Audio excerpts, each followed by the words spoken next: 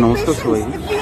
আপনাদের ঘরে সবার ঘরে মা বোন আছে, তো প্রশ্ন হচ্ছে তারা কি সুরক্ষিত আছে?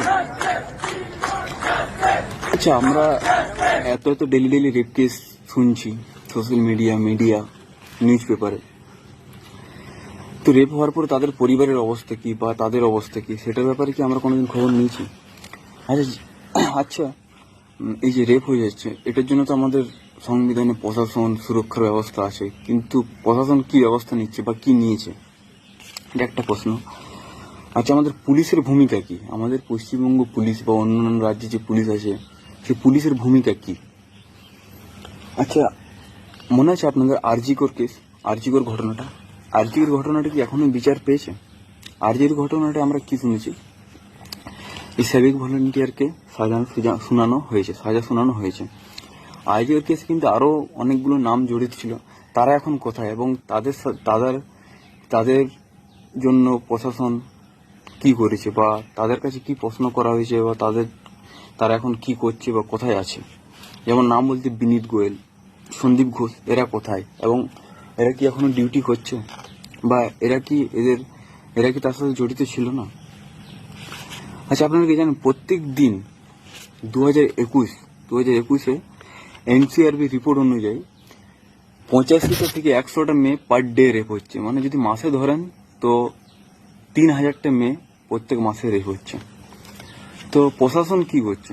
আমরা জানি যে আপনারা সবাই আরজিকর কেসটা দেখেছেন, কিন্তু আরজিকর শুধু নয়, আমাদের এমনি আরজিকর ডেলি হচ্ছে, ডেলি 30টা 40টা 50টা 60টা 80টা করে ডেলি এনসিআরবি রিপোর্ট বলছে।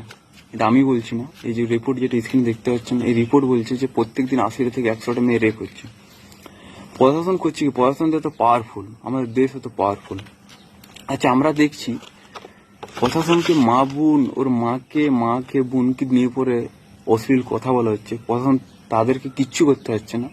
এবং কি যারা সোশ্যাল মিডিয়াতে কিছু প্রশ্ন করছে তাদেরকে পুলিশ অ্যারেস্ট করছে। টিচাররা যাদের চাকরি তারা রাস্তায় নেমে আছে, তাদেরকে পুলিশ অ্যারেস্ট করছে। কিন্তু প্রশ্ন হচ্ছে যে রেপিস্টগুলো যারা ঘুরে বেড়াচ্ছে, যারা রেপ করার পরেও ঘুরে বেড়াচ্ছে, এবং কি আমাদের 2-3 দিনের আগেকার একটা ঘটনা, একটা মেয়েকে তার মায়ের সামনে 8 বার রেপ করা হয়েছে। তার বদলে প্রশাসন কি অ্যাকশন নিয়েছে বা কি করেছে সেটার ব্যাপারে কোনো এখনো অবধি খবর নেই। কিন্তু এই যে আরজিকর, যেটা আপনারা সবাই জানেন, তাই এটা উদাহরণ হিসাবে নিচ্ছি, এই আরজিকর যে ঘটনাটা হয়েছে, এটা একটা বিশাল বড় দুঃখের বিষয়। কারণ কি, একটা ডক্টর যারা প্রাণ বাঁচায়, তারই প্রাণ নিয়ে ছেলেখেলা হয়ে গেল। ছেলেখেলা শুধু প্রাণ নিয়ে না, তার শরীর নিয়ে ছেলেখেলা হয়ে গেল। তার মা বাবা আজকেও প্রশ্ন করছে প্রশাসনকে, কোথায় গেল বিচার, কোথায়। ঘটনা হচ্ছে, এই যে ডাব্লিউবিপি ওয়েস্ট বেঙ্গল পুলিশ, আমি তাদেরকে প্রশ্ন করছি, তোমরা তো শপথ নয় সবাই, চাকরিটা পাওয়ার আগে শপথ না, দেশের জন্য এই করবো ওই করবো। আচ্ছা, এই যে একটা নেতা এসে তোমাদের গাল দিয়ে চলে যাচ্ছে, তোমাদের কিছু করতে পারছো না। কেউ যে সোশ্যাল মিডিয়ায় কিছু প্রশ্ন করছে তাদেরকে অ্যারেস্ট করে নিচ্ছ বা তাদেরকে প্রশ্ন করছো, ঠিক আছে, চলো মেনে নিলাম। কিন্তু কাল দিন যে তোমার ঘরেও একটা মেয়ে আছে, তোমার ঘরেও তো মা আছে, যখন ওর সাথে হয়ে যাবে এরকম একটা ঘটনা, তখন তোমরা কি করবে? আমার প্রশ্ন শুধু এইটুকুই, যে এই যে ডেলি ডেলি এরকম রেপ হয়ে যাচ্ছে একটা মেয়ের সাথে, আমরা কি একটু ওই ফিল্ড একটু ভাবো যে মেয়েটার কি হচ্ছে, ও কি করে বাড়ি থেকে বেরোবে বা ওর সাথে ও কি ভাবছে। ও তো আমার মনে হয় ও সুসাইড করলো, এরকম ওর অবস্থা।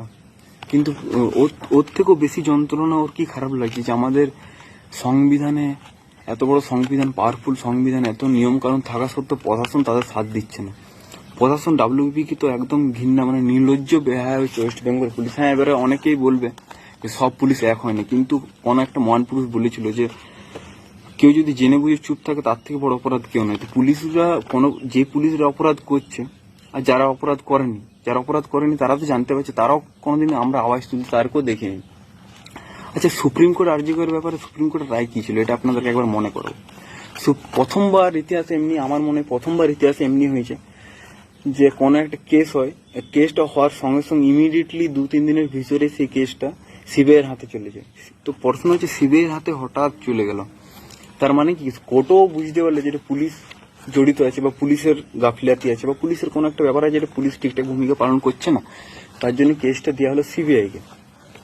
এরপরে সিবিআই কি করলো দিন ধরে, আজকে 10-11 মাস হয়ে গেল, সিবিআই এখনো কি করলো কি না কিছু জানি না। ওর মা বাবা ডেলি রিপোর্টারের কাছে এসে জিজ্ঞেস করছিল, রাষ্ট্রপতিকে ওর মা বাবা ফোন করেছিল, রাষ্ট্রপতিও ওকে কোনো জবাব দিতে পারেনি। এবং কি সিবিআই মানে আমাদের এই যে এত এজেন্সি আছে সরকারি, আমাদের ট্যাক্সের টাকা এত এজেন্সি চালাচ্ছে সরকারিটা, তারা কি শুধু এই ড্রেস পরে শুধু এই ঘুরে বেড়াবে বা এই একটু স্টাইল দেখাবে এইসবের জন্য? মানে এই যে কাল দিন আপনারও মেয়ে একটা মেয়ে বাড়িতে মেয়ে আছে ভাবুন, বা মা আছে, ওর সাথেও রেপ হয়ে যেতে পারে, তখন এই প্রশাসন একদম কাজে আসবে না। আর এই আরজি করার সময় পুরো বাংলা পুরো দেশ রাস্তায় নেমেছিল, কিন্তু শুধু রাস্তা নামাটাই কি আমাদের শেষ কাজ? এটা আপনাদেরকে একটু ভাবতে হবে। কারণ কি এটা ভাবুন, আপনার ঘরেও একটা মেয়ে আছে। আর এটা একটা আমাদের বিশাল লজ্জার ভিতরে, 50-60 বছর হয়ে গেল দেশ স্বাধীন হওয়া, এত প্রধান সিবিআই, ইডি, পুলিশ, এত এজেন্সি, তার মধ্যে আমাদের এই যে আমরা ইন্ডিয়া পাকিস্তানের যুদ্ধের সময় এত কন্ট্রোভার্সি, এত পোস্ট, এত আন্দোলন এত কিছু করলাম, কিন্তু নিজের ঘরের মেয়েগুলো রেপ হয়ে যাচ্ছে, এইসব নিয়ে সরকারের কোনো মাথা ব্যথা আছে?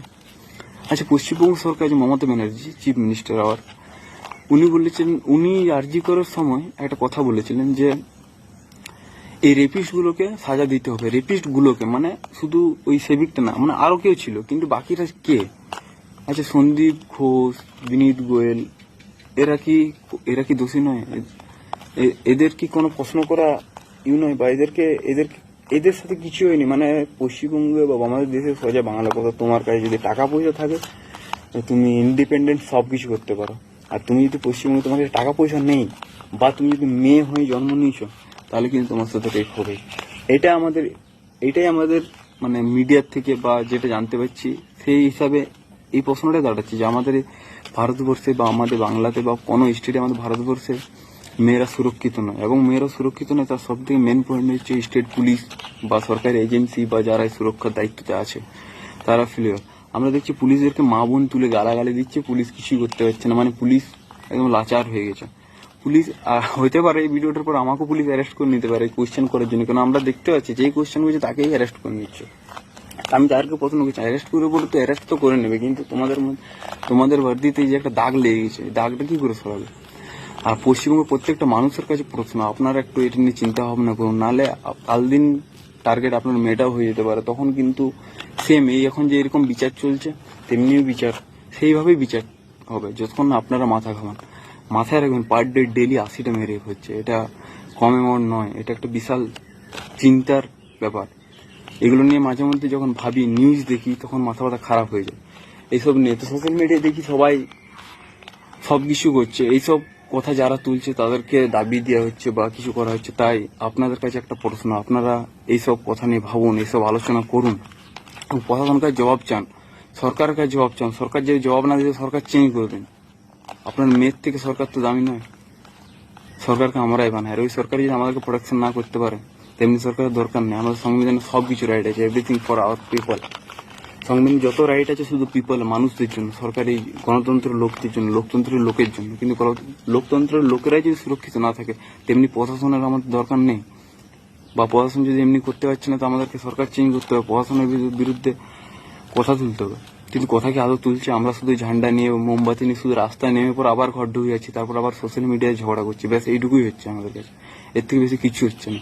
আপনাদের কাছে সবার কাছে রিকোয়েস্ট, আপনারা এটা নিয়ে ভাবুন এবং চিন্তা করুন। সরকারকে প্রশ্ন করুন, পুলিশকে প্রশ্ন করুন, কিন্তু পুলিশ উত্তর দিতে পারবে না, কেন? পুলিশ তো পুরো গোলমালে হয়ে আছে। পুলিশ মন্ত্রী, আমাদের যে সিএম চিফ মিনিস্টার, উনি হচ্ছে পুলিশ মন্ত্রী, ওনার কাছে কিচ্ছু জবাব নেই। যে রেপ হয়ে যাচ্ছে এত ওর কাছে কোনো জবাব নেই, সেন্ট্রাল সরকারের কাছে কিছু জবাব নেই। আমরা শুধু পথে নামতে জানি। আচ্ছা, পথে নামার ব্যাপারে যে আন্দোলন ফান্দোলন, এটা কারণ জানি, কারণ সবাইকে জানানো যে এমনি একটা দেশ হচ্ছে, এমনি একটা কেস হয়েছে। আন্দোলন বা পথে নামার কারণ হচ্ছে সবাইকে জানানো যে এমনি বিচার হচ্ছে না, বিচারটা ইমিডিয়েটলি হোক। কিন্তু এত লোক পথে নামার পরেও বিচার কিন্তু হলো না, এটা বিশাল বড় ফেলিয়ার, এটা আমাদের বিশাল বড় ফেলিয়ার।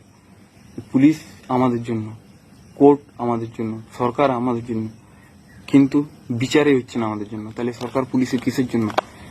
যদি আপনার সুরক্ষিত চান তো এটা নিয়ে ভাবুন, আর যদি দরকার পড়লে সরকার চেঞ্জ করুন। নমস্কার।